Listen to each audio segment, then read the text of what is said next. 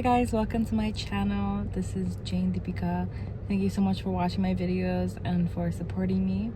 Today we're talking about the mother wound. So a lot of us will go through our life and we're basically processing and holding on to trauma in our bodies and in our minds for the rest of our lives. We don't even realize it. And it just becomes who we are because we just accept it, like, okay. And no parent is perfect. No parent, no mother, no father is perfect. It is what it is. That is the reality of life.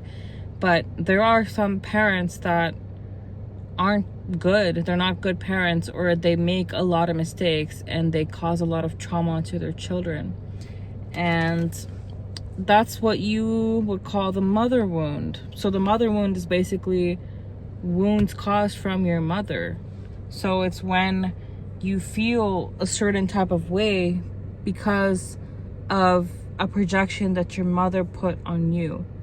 And sometimes that could be, I'm not good enough, I am not accepted, oh, my mother doesn't love me, I'm not lovable, I'm not enough. The mother wound is deep emotional pain, unmet needs, and generational trauma passed down from your mother to you. It could be your mother or your mother figure. And basically, it's not about blaming your mother for the rest of your life. Oh, my mother did this. It's a mother wound. It's not about that. It's about recognizing the impact that it has on your life, what it actually did to you. What did it actually do to you? Here are signs of the mother wound. If you were neglected as a child, emotionally neglected or physically neglected, your parents could have been there as a child, but they weren't emotionally there for you. So they were physically there, but they weren't emotionally there, and you just never really could connect with your mother. Conditional love or perfectionism. So you felt like, oh, your parents only loved you if you did a certain thing for them, or if you only acted a certain way or believed a certain thing, and then they would only show you love, or if you were some perfect person. Another sign of the mother wound is being parentified. So that means basically acting like you're a parent too soon, growing up and acting like you're a parent even though you were still a child. You felt like you had to be the parent of your own mother. Feeling unseen, criticized, or not even heard. You weren't heard, you weren't validated, your emotions were not validated, your emotions were literally like held against you, and your mother would act like a victim, or she would be like, oh, well, just kind of like blame herself because you're feeling a certain way, like you couldn't express yourself in a healthy way. And another thing is generational trauma that your mother never healed. So she could have basically trauma dumped on you your entire life instead of actually her dealing with her problems and healing them. She basically would put them on you. Projection. It's like projecting it onto you without actually her dealing with it herself. My mother was a very troubled, dysfunctional woman, and she was very unhealed. She was very hurt as a child. She was put into boarding school at the age of 5, and I guess she had severe abandonment issues, and she wasn't ever able to heal that fully. And so she basically had this entire thing in her entire life where she felt like she had to be closer with her parents because she felt like she wasn't close with her parents enough. And she was just very broken and very dysfunctional, and she would literally make an excuse. Oh, I don't know how to spend time with my children. I don't know how to do that. I don't know how to do this. And I'm like, what's going on here, you know? And there were just a lot of things that she just kept betraying us and not meeting our emotional needs as a child, and just not being there as a mother, not being an actual mother. And I'm not putting her down. I'm recognizing the things that happened, the things that caused trauma. And I've realized this in South Asian culture. A lot of people are very critical. They're like, well, get over it, especially in the non-Western world. Because I grew up in Nepal, and Nepal's a third world country. So in a lot of third world countries, a lot of people are like, oh, get over it. We never even had time to process our trauma. We just had to survive. We just had to get on with it. And I understand that. I get it. Like, there's like, people don't have access to resources. People don't have the privilege to heal their trauma or whatever. But it's like, if you don't do it, then who will? It's just going to keep passing down. Are you animals? Like, I understand, like, people beat each other up and there's abuse and mothers are mean and abusive and dads are abusive as well. But it's like, so what? Just because your parents did that doesn't mean you can keep doing that. Like, that's literally their excuse. They'll be like, well, my dad hit me. And I'm like, okay, how did that make you feel? You're just gonna do it back? You're just gonna continue the thing? You're just gonna continue the cycle? Like, that doesn't make any sense. And I don't get, what is this, like a power struggle? Is this like a power move for you to make you feel like, wow, you know, okay, my dad hit me, so now I get to hit my kid? Like, no, that doesn't make sense.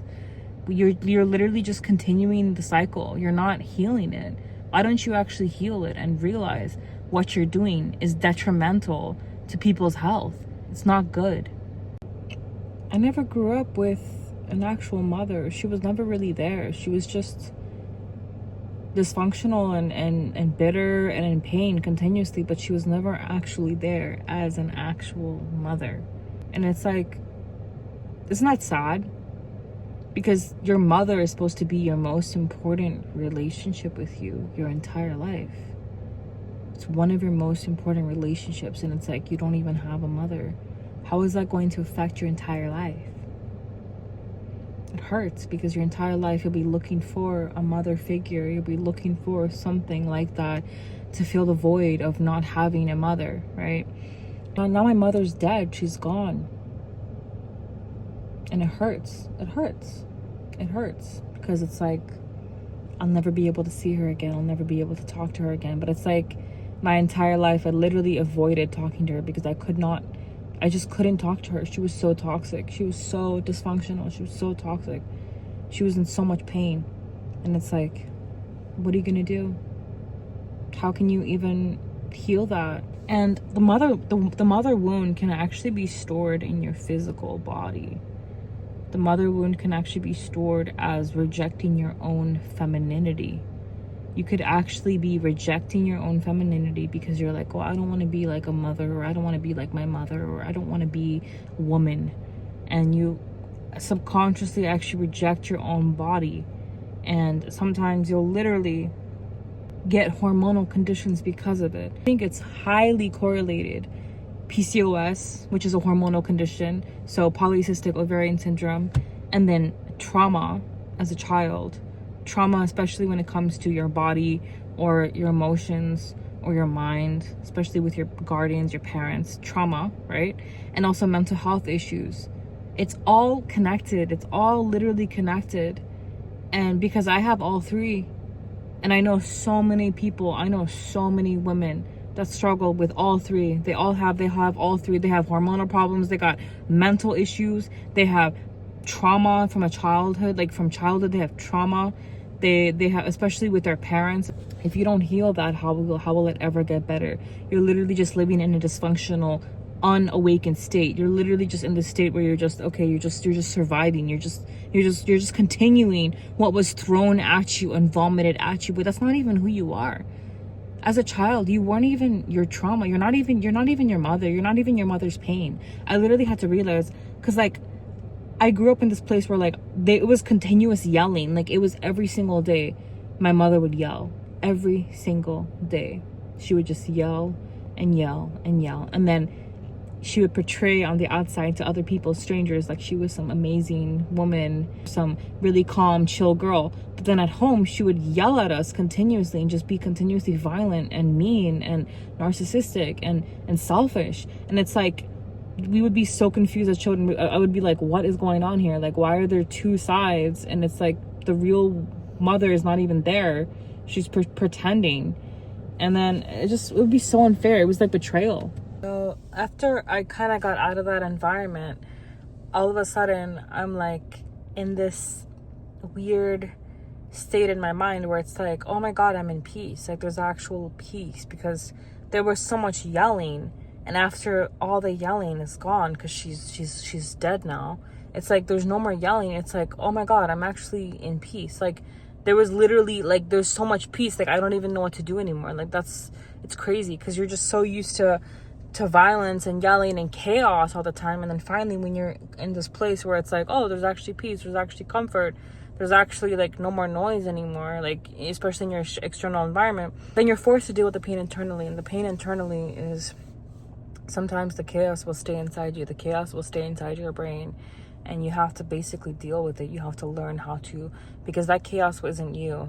Like, I had to realize, like, all that noise, all that yelling, all that dysfunction, it wasn't me. It was projected onto me, but it's not who I am. And I don't accept that anymore. And I'm not going to accept that anymore. So I'm going to change that, and I'm going to bring change into my life and choose who I want to be. So you have to choose. It's a choice. I realized I started to hide my pain, to numb my pain, because I couldn't even understand my pain. I didn't actually understand it. So to hide it and to numb it, I would use coping mechanisms like smoking cigarettes, binge eating, or I would starve myself and then I would binge eat afterwards. I've struggled with this for years. Then I started smoking weed and marijuana, and then I would go partying, drinking alcohol, doing anything possible to numb the pain, to numb what I was truly feeling inside. And what I was truly feeling inside was complete, utter emptiness, complete aloneness, complete feeling like I was not good enough. I had to do something to feel accepted. I had to do something to feel wanted by somebody, because my own mother, I felt like she didn't even want me. Or my own father, I felt like he didn't even want me. And it's like, I have to realize that they're not you and you're not them. They brought you to this world, and it's not your fault that your parents are shitty, and it's not your fault that your parents made so many mistakes. I'm pretty sure they have loved you. I'm pretty sure they did love you, but clearly they weren't healed themselves. But what are you gonna do? Are you gonna continue the cycle, or are you gonna heal your shit? Are you going to heal your trauma? Are you going to sit with your trauma and are you going to heal it? Or are you going to continue the cycle and give it to your children, and their children are going to give it to their children, and it's just going to continue over and over again? Or are you going to actually break that cycle and become the best version of yourself that you can possibly be? It doesn't happen overnight. It doesn't happen in 2 seconds. It takes time. It's taken me years. And sometimes healing is a journey. Sometimes it's like a spiral. Sometimes it's like going up and then going down. Sometimes it's like climbing stairs and then you jump like 5 steps down, and then you climb up 10 steps and then you go 2 steps down. It's like a weird journey and experience. It doesn't just happen. It's not just like, boop, oh, I'm healed. Okay. It's not like that. But the thing is, there's always progress. Always. Even if you're 1% better, that's better than nothing. It's better than staying in the same place for the rest of your life. I saw my mother. She stayed in the same place her entire life. She chose to not get better. She struggled with OCD. She had borderline personality disorder, was completely dysfunctional to the point where she couldn't work, she couldn't do anything, and she just stayed a victim her entire life. She just would stay a victim and would continuously just complain about her past childhood and would not let it go. And that was the problem right there. She didn't let it go. She chose to just let it consume her and make excuses her entire life. And she chose, it was a daily choice. It's a daily choice. It literally is a choice. Just because you learn something doesn't mean you have to continue it. Okay? Just because you learned abuse or you learned stuff doesn't mean you have to choose that path. She had diabetes, and she would like crave sugar and like shove sugar, right? And you know what she did towards the end of her life? She would literally shove sugar and then shove insulin in her stomach, like random doses of insulin, which is completely dangerous. And then she would not take care of herself. She would not exercise. She would not actually have a healthy lifestyle and actually make choices that actually made her life better. She chose to not heal. She chose to not heal her mental problems, her mental issues, her OCD. She chose to just stay complacent and just stay in that thing. I am not judging her, but I'm making it as an example of what will happen if you choose to not heal your trauma, heal your pain, and actually choose a better life. Because it's a choice. It's a choice. It's a daily choice. I started acting like her. I'm no better. I started acting like her. I started drinking, smoking, being wild, just anything to numb the pain, anything to feel better, anything to feel less empty inside. But you know what that does? That just makes you more and more and more empty. It's just more emptiness. It doesn't bring anything. It brings you what? Pleasure for 10 seconds, and afterwards you feel even more empty. You feel even worse. But what actually gives you fulfillment? You know what actually gives you fulfillment? Inner peace. Sticking to your values, sticking to who you really are, knowing who you really are, and living your full purpose and your full potential. That's what makes you feel so good. You feel alive, you feel amazing. But you have to reach that point, you have to let the past go. You have to let the past go. You have to accept the past, let it go. Okay, your mother wasn't there for you. Okay, you have to accept it. It hurts. It hurts like hell. It hurts like hell. But you have to just let it go. You have to forgive your mother. You have to let it go. And you have to accept it. And then now you have to choose. Who do you want to become? Who are you going to be? What kind of mother are you going to be? What kind of a woman are you going to be? Because you are a woman. You are a powerful, strong woman. You don't need to reject your femininity. You don't need to have hormonal conditions anymore. You don't need to have mental health issues anymore. You don't need to struggle with any of these things. It doesn't have to be lifelong. No, I refuse to believe that. I refuse to believe that. You can regulate your nervous system. You can regulate your hormones. You can regulate your mind. You can regulate your emotions. You can choose better. You can choose a better life. How do you do that? You change your lifestyle. You change your mind. You reprogram your mind. You forgive. You let go. You accept. And you have to choose discipline, choose consistency, choose a better life. I teach you all about this in my workbook. It's called Reset. I have struggled with PCOS for years. I've struggled with weight gain, with hating my body, with hating myself, with unforgiveness towards my mother, with trauma. I've struggled through years with this. And I created this workbook so that you can have access to healing yourself, so you can actually do the work. Because you don't have to stay like that anymore. You don't have to be like that anymore.